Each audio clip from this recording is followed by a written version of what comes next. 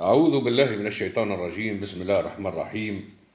ولا تستوي الحسنة ولا السيئة، ادفع بالتي هي أحسن، فإذا الذي بينك وبينه عداوة كأنه ولي حميم. سورة فصلت، الآية 34. صدق الله العظيم.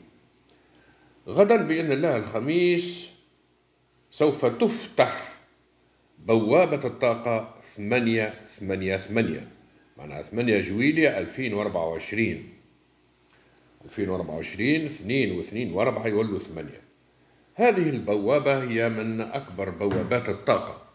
الناس اللي يعرفوا ايش معناها طاقة، نصيحة: ورد بالك تتمنى الشر وإلا تعمل الشر حتى لأعدائك، لأن بوابة الطاقة خاصة شنو الشيء اللي باش تتمناه والشيء اللي باش تعمله راه باش يرجع عليك.